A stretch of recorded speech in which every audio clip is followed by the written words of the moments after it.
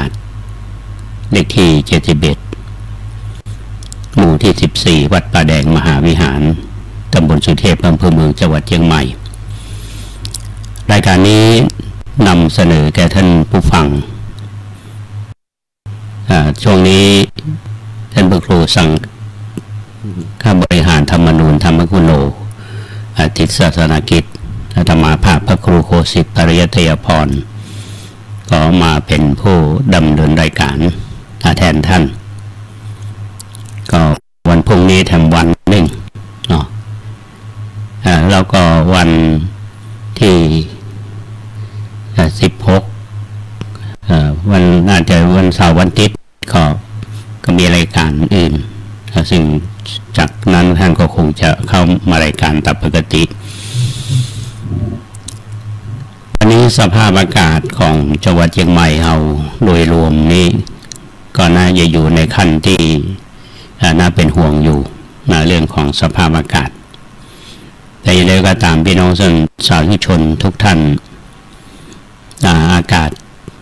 ก็เราอยู่โลกใบนี้มันก็ทำให้เราต้องประสบกับสภาพปัญหาที่อยู่ด้านภายนอกของเราแต่ว่าท่านด้านจิตใจของเรานั้นยังมีความเข้มแข็งอยู่เราก็คงจะผ่านสถานการณ์นี้ไปได้ก่อนอื่นต้องขออนุโมทนาขอบคุณท่านพระครูสมุวิศวัตรวรกิจโจผู้อำนวยการสถานีวิทยุ FM 104.5 เมกะเฮิรตซ์สถานีวัดไผ่หินเฮาที่มีมิตรจิตมิตรใจแบ่งปันช่วยดูแลด้านเทคนิคคือกับสถานีวิทยุ 92.25 วัดป่าแดงเฮาเสมอมาแล้วก็พี่น้องท่านผู้ฟังที่รับฟังรายการอันนี้ก็คงจะได้รับสาระจากทุกๆรายการที่เรามีความร่วมมือกันทั้งสองคลื่นนี้ผลดีก็เกิดแก่พี่น้องท่านผู้ฟังแล้ววันนี้ก็ขอนำเสนอเรียกว่าเป็นหัวข้อธรรมะแก่ท่านทั้งหลายเป็นคัมภีร์ธรรมมตะซึ่งเป็นธรรมะจากพระโอษฐ์ก็นำมาจากพระไตรปิฎกในหัวข้อที่ว่าพินัยธรรมพระศาสดาวันนี้ก็ขอนำเสนอเรื่องความเข้าใจโลกธรรมแบบเศร้าโศกท่านบอกว่าอุเทติอาปุรติขียติจันโทอัฏฐังตาเปตวานะปาเลติสุริโยวิธิตามะยาสัตตุกะโลกธรรมาตัสมานะโสจามหังโสกะกาเล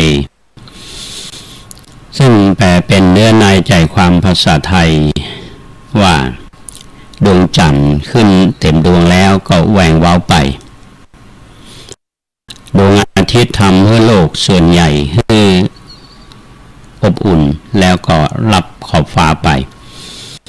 ข้าแต่พระองค์ผู้ทรงเป็นศัตรูโลกธรรมทั้งหลายข้าพระองค์ทราบดีแล้วเพราะเหตุนั้นข้าพระองค์จึงบ่าเศร้าโศกในคราวที่ควรเศร้าโศกก็นี่นำมาจากคูตานิกายชาดกในเรื่องของมณิกุลตระชาดกข้อที่704มจรข้อ1อันนี้นำมาฝากพี่น้องท่านสาธุชนในเจ้าวันนี้ก็เป็นแง่คิดแก่หมู่เฮาท่านทั้งหลายเฮาจะหันว่าดวงจันทร์เนี่ยมันขึ้นมาเนี่ยถ้าเป็นเดือนแฮมมันก็แหว่งถ้าเป็นเดือนขึ้นเดือนออกเนี่ยยิ่งเป็นพระจันทร์เต็มดวงแล้วมันก็เต็มดวงนะเดี๋ยวเพื่อนบอกว่าถ้าพระจันทร์มันขึ้นเต็มดวงแล้วมันก็แหว่งว้าวไป ดวงอาทิตย์ก็เหมือนกันแจ้งเจ้ามานี่อาทิตย์อุทัยขึ้นมาแสงนวลใหญ่งามนะพอขวายมาก็อากาศมันก็ร้อนแล้วก็คือความอบอุ่นกับหมู่เห่าที่อยู่ในโลกนี้ยังมีความหนาวมันก็ลดความหนาวลงเพราะมีความอบอุ่นจากแสงของอาทิตย์เมื่อร้อนเต็มแก่บ่ายมันก็รับไปแมลงมันก็ปิกไปรับขอบฟ้าไปทีนี้คนเฮาอยู่ในโลกนี้ก็เช่นเดียวกันสิ่งที่เฮาปะกันอยู่ก็คืออารมณ์ที่มาปะทะเฮาเนี่ยก็เรียกว่าอิทธารมณ์คือฟังแล้วม่วนใจไปทางใดได้ยินเปิ้นสรรเสริญยกย่องก็หูพึ่งใจก็ฟูถ้าไปมีคนตำหนิคนนินทาอย่างโน้นอย่างนี้ก็บ่สบายใจทีนี้ในที่นี้ที่หมายถึงว่าองค์สมเด็จพระสัมมาสัมพุทธเจ้าของเราเนี่ยเป็นผู้ที่เรียกว่าชนะในเรื่องนี้คือโลกธรรม8ที่เกิดขึ้นกับพระองค์เนี่ยมีทั้งอิทธารมณ์อนิทธารมณ์แล้วท่านก็ได้สอนบรรดาพระภิกษุสงฆ์เฮาและก็สอนหมู่เฮาชาวพุทธทั้งหลายเนี่ยให้อยู่เหนือโลกธรรมก็คือถ้าเฮาฟังอย่างเปิ้นสรรเสริญยกย่องเฮาหรือว่ายกยอคือเกินจริงเนี่ยใจมันฟูก็ทำให้ลืมตัวเหมือนกันบางครั้งคนเฮาถูกนินทาจริงๆมันเหมือนมีความจริงนะแต่ถ้าหากว่าใจฝึกดีแล้วเนี่ยถ้าเฮามันมีความจริงเนี่ยเฮาก็บ่ต้องไปสนใจกับคำเหล่านี้ปล่อยให้มันล่องลอยผ่านไปกับสายลมแสงแดดอย่างที่ว่าเนี่ยมาเก็บอยู่ในใจแต่ถ้าเรานำมาคือจิตอยู่ในใจเยอะมันก็สบายใจแน่นอนความเศร้าโศกเนี่ยมันเกิดขึ้นกับหมู่เฮาทุกคนในฐานะที่เฮายังเป็นปุถุชนอยู่แต่ว่าเฮาจะต้องมีการฝึกเพราะฉะนั้นเฮาจึงมีการฝึกจิตไงนี่ก็ขึ้นอยู่กับการศึกษาและเรียนรู้การอบรมทำไมผู้ที่ผ่านประสบการณ์มาในชีวิตเนี่ยผู้ที่มีประสบการณ์ด้านการปฏิบัติธรรมด้านการเผยแผ่แล้วก็มีความเข้มแข็งมีภูมิคุ้มกันเนี่ยอยู่ในสถานการณ์ใดเนี่ยก็อยู่ได้แม้ว่าจะถูกนินทาว่าร้ายอย่างใดก็ตาม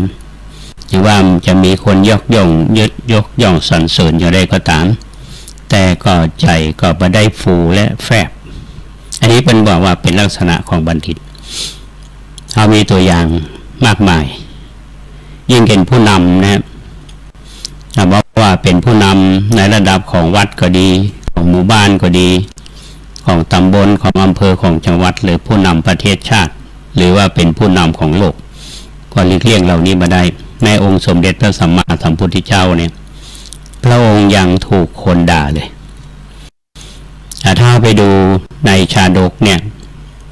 พระพุทธเจ้าถูกด่าเป็นสัตว์เดรัจฉานคนด่ามามากมายแต่ว่าท่านก็ผ่านสิ่งเหล่านี้ไปได้มันก็เปรียบเสมือนครับว่า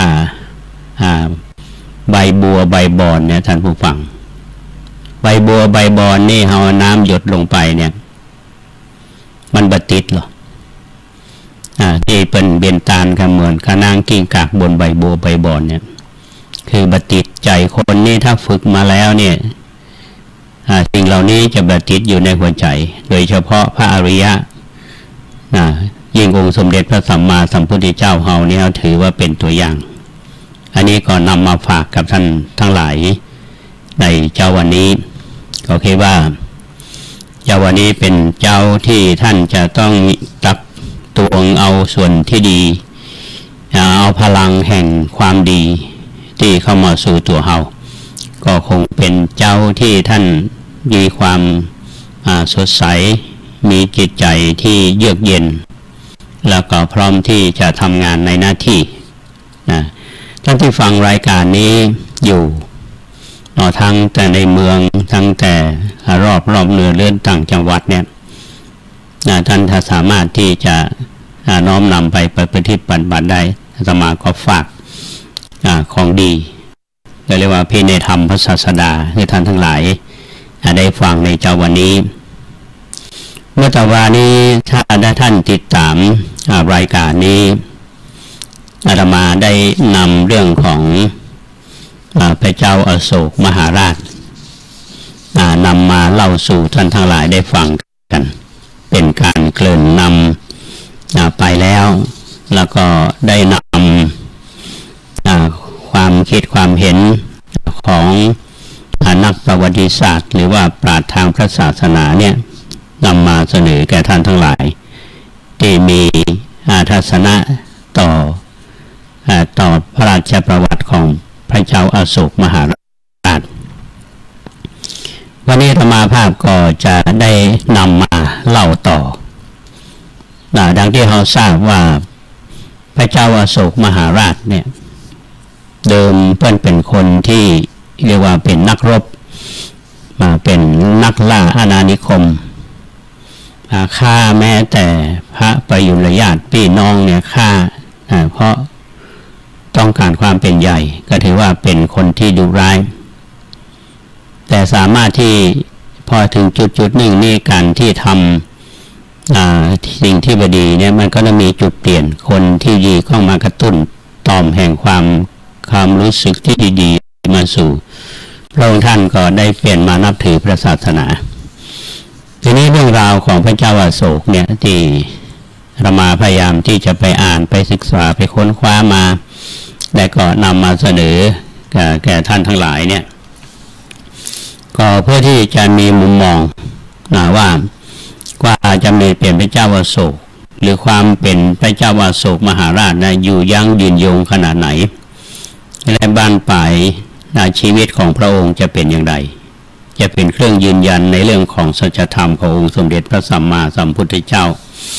อันนี้ก็จะนำมาเล่าสู่ท่านทั้งหลายฟังเป็นช่วงเป็นระยะนะก็ตามความเหมาะสมพระเจ้าอโศกมหาราชเนี่ยเป็นเรื่องราวที่ผ่านมาเมินละนะในพระราชประวัติของพระองค์ท่านเนี่ยก็ปรากฏอยู่ในคัมภีร์สันสกฤต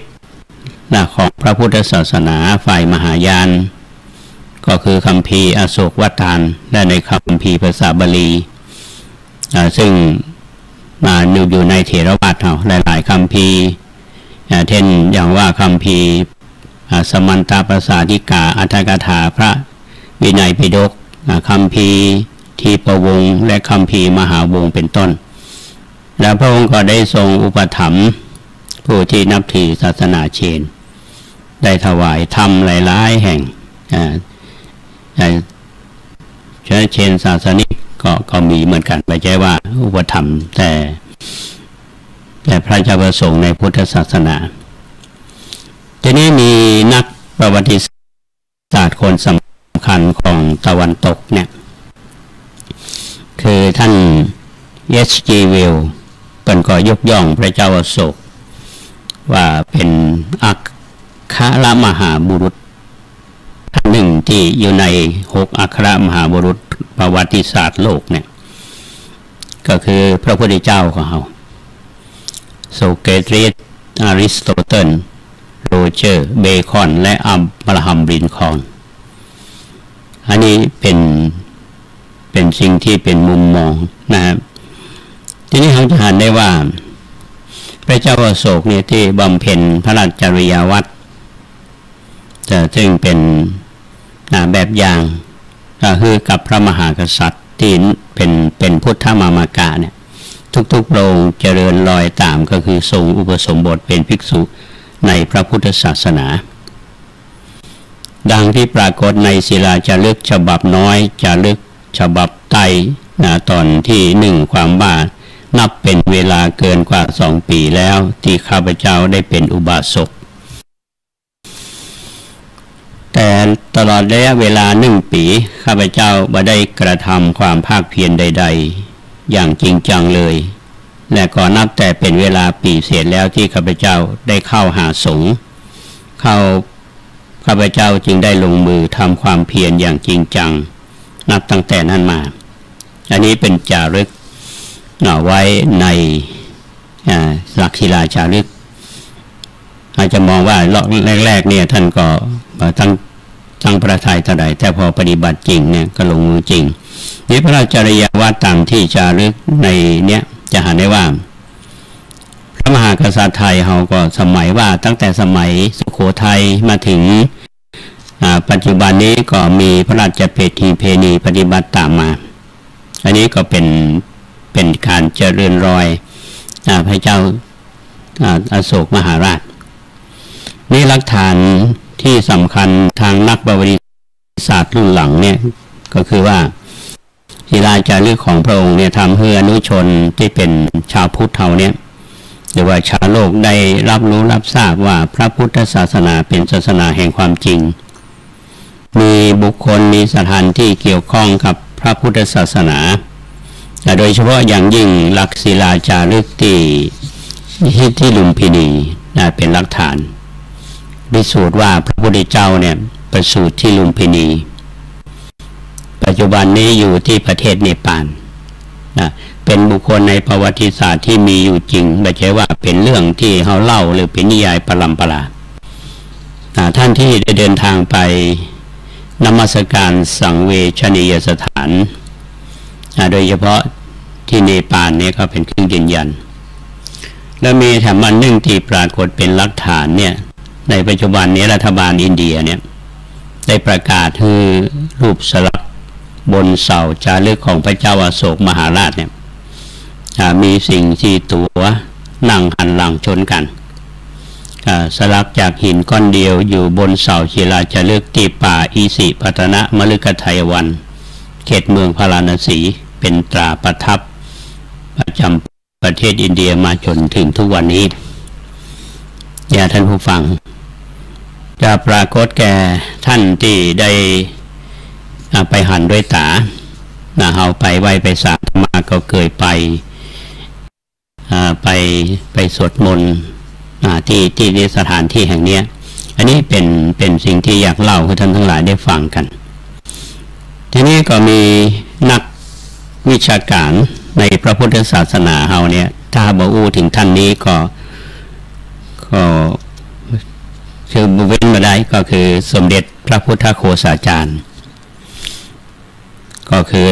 ที่เรารู้จักกันพระพรหมคุณาภรณ์หรือว่า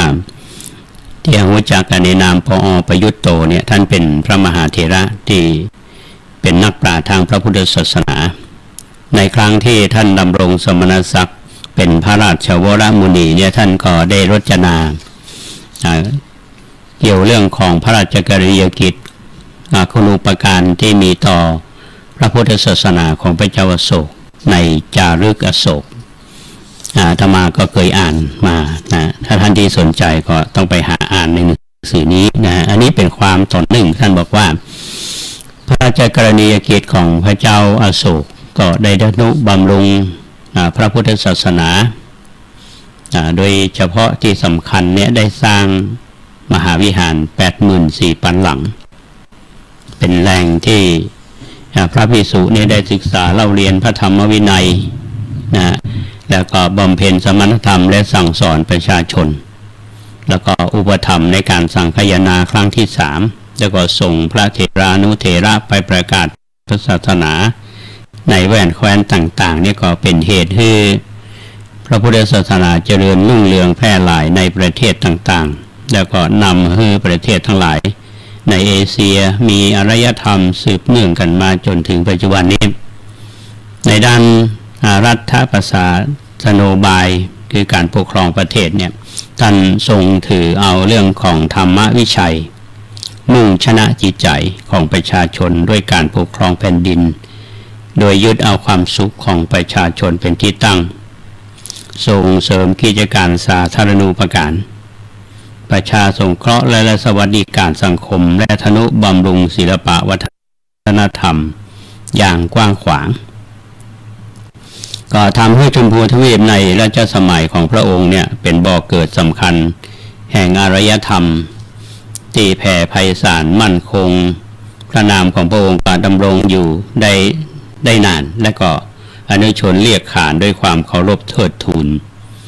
เหนือกว่าปวงมหาราชผู้ทรงเดชานุภาพในแว่นแคว้นทั้งหลายด้วยชัยชนะในสงครามพระราชจริยวัตรของพระเจ้าอโศกมหาราชเนี่ยเป็นกัลยาณจารีตนะอันพระมหากษัตริย์ผู้ยิ่งใหญ่ในสมัยต่อมาเนี่ยก็ได้นิยมมาทางสันติและก็ได้รับสมัญญาว่ามหาราชทรงนับถือเป็นแบบอย่างดำเนินไปด้วยไปมีพระราชจริยวัตรและพระราชกรณียกิจของพระเจ้าอโศกมหาราชปรากฏเป็นลักษิลาจารึกก็เตียฮ้องว่าธรรมลิปิหรือว่าธรรมองค์การอันนี้พระเดชพระคุณท่านได้กรุณาได้กล่าวถึงตรงนี้นะฮะก็คงจะนำเสนอแก่ท่านผู้ฟังในเจ้าวันนี้เพียงเท่านี้ก่อนนะครับส่วนที่ยังมีข้อความที่ยังพอที่จะเข้าไปศึกษากันอยู่อาตมายังไม่ได้เริ่มเรื่องว่าประวัติของพระเจ้าอโศกมหาราชเนี่ยเป็นลูกเต้าเหล่าไข่เนาะอันนี้ก็จะนำเสนอในวันต่อๆไปหรือว่าในโอกาสอันสำคัญอาจจะนำเสนอในรายการช่วงพิเศษของคลื่นของ 92.25 เมกะเฮิรตซ์ในบางช่วงอันนี้ก็ถ้าหากว่าท่านติดตามในรายการเสียงชุมชนป่าแดงไปถึงวันพรุ่งนี้ต่อไปอาจจะมันนำมาในรายการภาคบ่ายในรอดูเวลาอยู่ในช่วงเวลาที่เหลืออยู่นี้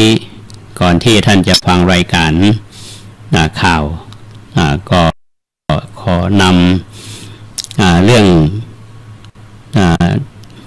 ที่เราควรรับผู้รับทราบโดยกิจกรรมเชิญชวนของวัดป่าแดงมหาวิหารเราเนี่ยนะครับซึ่งก็ได้เชิญชวนพี่น้องสาธุชนได้มีส่วนร่วมในการบูรณะบันไดนาคของวัดป่าแดงมหาวิหารซึ่งก็ได้สร้างมา158 ปีแล้วถึงตั้งแต่สมัยเจ้ากาวิโรรสสุริยวงศ์ซึ่งเป็นเจ้าผู้ครองนครแล้วก็มีการบูรณะมาเมื่อปี2538นี่ก็ควรที่จะมีการบูรณะซ่อมแซมให้มันดูดีขึ้นให้เหมาะกับเรื่องของภูมิทัศน์ก็จะทำให้มุมมองเวลาท่านขึ้นมาวัดป่าแดงเนี่ยท่านจะเห็นว่ามีต้นไม้ปกคลุมอยู่มีบันไดบางหลังนั่นก็จะเป็นวิหารล้านนาอันสวยงามของเราที่คงทรงคุณค่าก็ในวันที่23 กุมภาพันธ์ที่จะถึงนี้นะครับก็จะมีคณะก็เรียกว่านักศึกษาหลักสูตรประกาศนียบัตรวิปัสสนาภาวนานำโดยท่านพระมหานพดลปุญญสุวัฒโกด็อกเตอร์เป็นผู้ช่วยเจ้าวาดวัดมหาพุทธารามหรือว่าวัดตะเคียนซึ่งอยู่ศรีพระยาเขตบางรักกรุงเทพและท่านก็เป็นอาจารย์ประจำที่มหาวิทยาลัยมหาจุฬาลงกรณราชวิทยาลัยวังน้อยจังหวัดอยุธยาถ้าเป็นพระวิปัสสนาจารย์ท่านก็จะนำคณะมาซึ่งมีโยมแม่แล้วก็มีญาติพี่น้องร่วมมาสมทบซึ่งก็จะเดินทางมาดูงานด้านการสอนวิปัสสนาที่สำนักของตานังเรียนนำโดยสเก็ตที่วัดพระธาตุสีจอมตองอำเภอจอมตองและวัดลำเปิงในวันที่23นี่บ่ายโมงท่านจะมาร่วมบุญสร้างบูรณะบันไดนาคก็จะมีพระนิสิต21 รูปและอุบาสกอุบาสิกาและญาติธรรมก็จะมาประมาณ50 ท่าน10 รูปคนเพื่อที่จะได้มาร่วมบุญร่วมกุศลกันก็ต้องขออนุโมทนากับคุณแม่ทองเหรียญพร้อมคณะศรัทธาเอาที่ มาทำบุญวัดประแดงเขาเนี่ยร่วมกันเป็นเจ้าภาพน้ำปานะถวายพระนิสิตที่จะมาสร้างร่วมบุญด้วยกันก็จะมีพระอาจารย์จากวิทยาลัยสงฆ์บุรีรัมย์มาร่วมตัวอันนี้ก็ขอเชิญชวนบรรดาพี่น้องศรัทธาเฮาได้มาถวายการต้อนรับแล้วก็ไปจะร่วมเป็นเจ้าภาพน้ำปานะถวายก็ขออนุโมทนามาณโอกาสนี้และถามอันหนึ่งที่อยากจะเชิญชวนบรรดาพี่น้องท่านสาธุชนทุกท่านที่เฮามีใจใฝ่ธรรมนะฮะก็คือในช่วงของวันพระทุกวันพระนี้ที่วัดประแดงเฮาก็มีการทำวัดสวดมนต์ทำวัดแผลเฮาทั้งบรรดาพระภิกษุสงฆ์องค์สมณเณรแล้วก็คณะสัตยาก็เฮาทำกันทุกวันพระถ้าท่านใดมีเวลาก็หมายว่าพระสวดมนต์เฮาทำสมาธิภาวนาเพื่อที่จะเจริญจิตของเฮาให้มีจิตอันเข้มแข็งอันนี้เป็นสิ่งที่ทางวัดได้ดำเนินการสอบขอมาท่านที่รับฟังรายการของเราอยู่ทาง FM 92.25 ก็ดี104.5 ก็ดีที่รับฟังแล้วท่านสามารถที่จะแจ้งผลการรับฟังทาง 0818815690 ถึงอาตมาภาพพระครูโคสิทธิ์ปริยัตยาภรณ์หรือท่านสามารถฟังรายการนี้ทาง2 คลื่นความถี่และก็สถานีวิทยุอื่นๆที่เป็นเครือข่ายที่ 104.5 เมกะเฮิรตซ์เนี่ยได้ถ่ายทอดฟังแล้วรู้สึกเป็นจะได้พ้องเดี๋ยวท่านสามารถแถมช่องทางหนึ่งท่านก็สามารถดูที่ Facebook ของอาตมาภาพพระครูโคสิทธิ์ปริยัตยาภรณ์และก็เข้าไปดูเพจคลื่นพัฒนาคุณภาพชีวิต92.25 เมกะเฮิรตซ์ซึ่งในเจ้าวันนี้มีผู้ที่เข้ามาร่วมฟังกันนะครับก็มีอาจารย์ไพศาลศรีวิชัยและคุณโยมสุรพลดำรีกุลนี่ก็มีครุชนบนภูเขานิสิตเก่าเขานะครับแล้วก็คุณสุทัศน์สุทโธจากกรุงเทพแล้วก็คุณโยมบุษณีพิวงศ์นี่จากสันทรายหลวงคุณนักคณิตศรีดารัตน์อันนี้ก็ศิษย์เก่ามจรเฮาท่านที่เข้ามารับฟังก็สามารถที่จะฟังได้นะฮะก็ขออนุโมทนากับทุกท่านถ้ามีสิ่งใดที่เป็นความดีความงามจากรายการนี้มอบคือกับพี่น้องท่านสาธุชนท่านผู้ฟังทุกท่านวันนี้พอสมควรแก่เวลาก็ไว้ปะกันใหม่ในเช้าวันพรุ่งนี้หรือตอนบ่ายนี้อาจจะมีเวลามาในคลื่นของ 92.25 เมกะเฮิรตซ์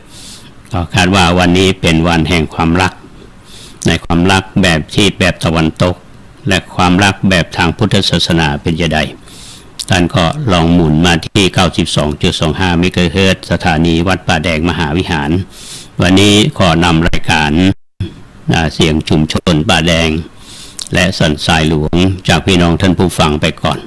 ขอความสุขสวัสดีจงบังเกิดมีแก่ท่านผู้ฟังทุกท่านก็เจริญพร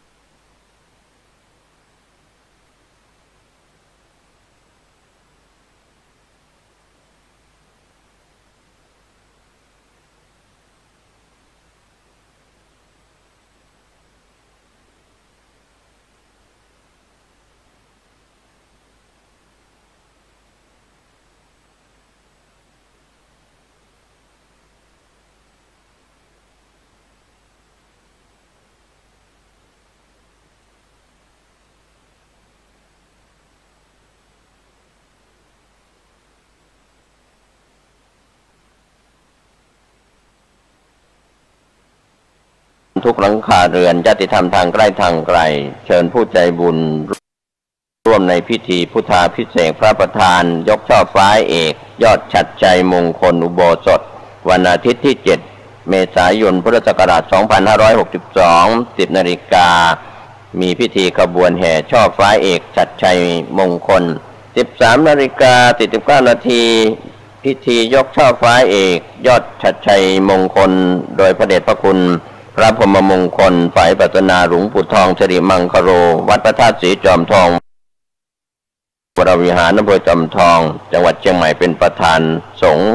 ในพิธีนี้ก็เชิญศรัทธานักศีลนักบุญทั้งหลายร่วมงานบุญงานกุศลนี้โดยพร้อมเพรียงกันท่านสามารถสอบถามรายละเอียดเพื่อร่วมทำบุญได้ที่พระครูประภัตรชัยคุณเจ้าวาดวัดชัยสถานป่าเศร้าน้อย0876572227พี่น้องศรัทธาของวัดป่าแดงมหาวิหารทุกหลังคาเรือนญาติธรรมทางการร่วมบุญในการปฏิสังขรณ์บันไดหน้าของวัดป่าแดงมหาวิหารตำบลสุเทพอำเภอเมืองเชียงใหม่จังหวัดเชียงใหม่ปัจจุบันก็มีอาจารย์พระครูโคสิทธิ์ปริยัตยาภรณ์เป็นเจ้าวาดวัดป่าแดงมหาวิหารเป็นเจ้าคณะตำบลสุเทพเขต 1พร้อมด้วยศรัทธาของวัดป่าแดงทุกหลังคาเรือนก็พร้อมใจกันร่วมกับคณะวิศวกรรมมช.นะครับที่จะสำรวจแล้วก็บูรณะปฏิสังขรณ์บันไดนาคซึ่งเป็นบันไดประวัติศาสตร์ของวัดป่าแดงมายาวนานสอบถามรายละเอียดร่วมทำบุญได้ที่อาจารย์พระครูโคสิทธิ์ปริยัตยาภรณ์0818815690ข่าวสารเพื่อการประชาสัมพันธ์ด้วยทางวัดใหม่ห้วยทรายตำบลสุเทพอำเภอเมืองเชียงใหม่ปัจจุบันก็มีพระอธิการบุญเพ็งปิยธรรมโมเป็นเจ้าวาดวัดใหม่ห้วยทรายพร้อมศรัทธาของวัดใหม่ห้วยทรายทุกหลังคาเรือนได้สร้างศาลาปฏิบัติธรรมโดยพระเดชพระคุณพระพรหมมงคลหลวงปู่ทองสิริมังคโรวัดพระธาตุศรีจอมทองวรวิหารอำเภอจอมทองเชียงใหม่เป็นประธานวางศิลาฤกษ์ได้เริ่มลงมือก่อสร้างในช่วงที่ผ่านมาท่านที่จะร่วมบุญร่วมกุศลสอบถามรายละเอียดเพิ่มเติมสร้างศาลาปฏิบัติธรรม0871815231ได้ทุกวันข่าวสารเพื่อการประชาสัมพันธ์คณะศรัทธาวัดพระเจ้าเมงรายทุกหลังคาเรือนทำการบูรณะปฏิสังขรณ์วิหารและวิหารพระเจ้าคาคิงบูรณะปฏิสังขรณ์กุฏิสงฆ์ขึ้นใหม่จะทำการยกช่อฟ้าวิหารเฉลิมฉลองสมโภชอารามในวันที่14 มีนาคมพุทธศักราช 2562 คณะกรรมการวัดก็ใคร่ขอเชิญชวนผู้ใจบุญทุกท่านได้ร่วมทำบุญทอดผ้าป่าสามัคคีสมทบทุนในงานทำบุญยกช่อฟ้าและสมโภชอารามวัดพระเจ้าเมงรายตำบลพระสิงห์อำเภอเมืองเชียงใหม่จังหวัดเชียงใหม่ในวันที่13และ14 มีนาคม 2562 เวลา 9 นาฬิกาเป็นต้นไปเชิญท่านร่วมงานบุญยกช่อฟ้าสมโภชได้บุญได้กุศลโดยพร้อมเพรียงกันข่าวสารเพื่อการประชาสัมพันธ์งานทำบุญฉลองถาวรวัตถุและเสนาสนะของวัดพระธาตุศรีจอมทองวรวิหารตำบลบ้านหลวงอำเภอจอมทองจังหวัดเชียงใหม่ระหว่างวันที่ 18 ถึง 22 กุมภาพันธ์ พุทธศักราช 2562 ปัจจุบันก็มีพระเดชพระคุณพระพรหมมงคลหลวงปู่ทองสิริมังคโรเป็นเจ้าวาดวัดพระธาตุศรีจอมทองพร้อมศรัทธาของวัดพระธาตุศรีจอมทองวรวิหารทุกหลังคาเรือนญาติธรรมทางใกล้ทางไกลร่วมงานฉลองถาวรวัตถุเสนาสนะงานปล่อยหลวงของวัดพระธาตุศรีจอมทองวรวิหารก็มีทั้งหมด20รายการที่ได้ก่อสร้างถาวรวัตถุไว้ที่วัดพระธาตุศรีจอมทองก็เชิญศรัทธาสาธุชนทั้งหลายร่วมงานตั้งแต่18 ถึง 22 กุมภาพันธ์ร่วมงานบุญนี้ได้บุญได้กุศลโดยทั่วหน้ากันสวัสดีครับท่านผู้ฟังที่เคารพการแบ่งปันความคิดดีๆวันนี้ผมเกษตรเพชรสำริดผู้ดำเนินรายการก็นำธรรมสาระต่างๆมาฝากให้ท่านได้คิดได้พิจารณากันนะครับคำสอนของพระพุทธเจ้าในอดีตก็สอนอย่างนี้พระพุทธเจ้าที่ตรัสรู้ในยุคโลกปัจจุบันก็สอนอย่างนี้และพระโพธิสัตว์ที่จะตรัสรู้เป็นพระสัมมาสัมพุทธเจ้าในการภายภาคหน้าก็สอนอย่างนี้ก็คือ สัพพปาปัสสะอาการนังการไม่ทำบาปทั้งปวงก็คือความชั่วทั้งหลายก็มีทางแห่งการทำความชั่วมีกายกรรม3ที่เป็นอกุศลกายกรรมก็มีการฆ่าสัตว์มีการลักทรัพย์การเสพกามที่ผิดซึ่งเป็นอกุศลกายกรรมนะครับก็เรียกว่าเป็นมูลเหตุที่ทำให้ผู้ที่สร้างกรรมสร้างเวรทางกายกรรมในอดีตชาตินับพบนับชาติไม่ได้อันนี้กชาติสังสารหลังนะครับก็การเวียนว่ายตายเกิดในวัฏสงสารที่ในอดีตนั้นเราเกิดเป็นสัตว์นรกเป็นเปรตเป็นอสุรกายเป็นสัตว์เดรัจฉานหรือมาเป็นมนุษย์หรือเป็นเทวดา6 ชั้นชั้นจาตุมมหาราชิกาชั้นดาวดึงส์ชั้นยามาชั้นดุสิตชั้นนิมมานรดีชั้นปรนิมมิสวสวดีหรือรูปภพ16 ชั้นอรูปภพอีก4 ชั้นนะครับ31ภพ31ภูมิเหล่านี้ทั้งที่เป็นภพภูมิบางภพภูมิก็เป็นของปุถุชนบางภพภูมิก็เป็นส่วนของพระอริยบุคคลเบื้องต่ำ3ยกเว้นพระอรหันต์ที่ไม่ได้กลับมาเวียนว่ายตายเกิดในวัฏสงสารอย่างไรก็ตามปุถุชนโดยทั่วไปสรรพสัตว์ทั้งหลายคำสอนที่ว่าไม่ทำความชั่วทั้งปวงนั้นก็คือกายกรรม3ที่เป็นอกุศลเป็นปากทางที่เกิดจากการกระทำทางกายการที่ทุกสัตว์ทุกชีวิตก็รักตัวกลัวตายก็เช่นเดียวกันตัวเราเองก็รักตัวกลัวตายสัตว์อื่นก็รักตัวกลัวตายทำไมเราจะต้องมาเข็นฆ่ากันต้องมาทำร้ายกันบาดเจ็บบ้างทุกทรมานหรือถึงปางตายหรือตายก็แล้วแต่การทำกรรมชั่วทางกายด้วยการฆ่าสัตว์นั้นก็ถือว่าเป็นบาปอันเป็นความชั่วที่นำไปสู่อบายได้การลักทรัพย์ขโมยฉกชิงวิ่งราวจี้ปล้นสะดมต่างๆเหล่านี้ถือว่าเจ้าของทรัพย์ก็มีความหวงแหนทรัพย์ของใครใครก็หวงใครก็ระมัดระวังหวงแหนการที่จะนำเอาทรัพย์สินของผู้อื่นไปโดยไม่ได้รับการอนุญาตจากเจ้าของนั้นก็ถือว่าเป็นอทินนาทานเป็นการลักทรัพย์ทำความชั่วทางกายก็เป็นส่วนที่จะใช้อุบายวิธีอย่างไรที่จะโกงทรัพย์จะฉกชิงวิ่งราวทรัพย์ก็ถือเป็นความชั่วที่เกิดขึ้นทางกายด้วยการลักทรัพย์โกงกันด้วยเอกสารโกงกันด้วยวิธีการต่างๆจี้ปล้นสะดมนะครับก็วิ่งราวต่างๆก็ถือว่าเป็นบาปทางกายที่เกิดจากการกระทำของทางกายจะเป็นใครคนในชาติใดจะเป็นมนุษย์ชาติไหนคนไทยหรือชาวต่างชาติก็ตามส่วนการเสพกามที่ผิดคู่ครองของใครใครก็หวงแหนใครก็รักใครก็ไม่อยากให้ใครมาเป็นชู้สู่หญิงสู่ชายนะครับก็ถือว่ามีคู่ครองแม้แต่สัตว์เดรัจฉานก็ยัง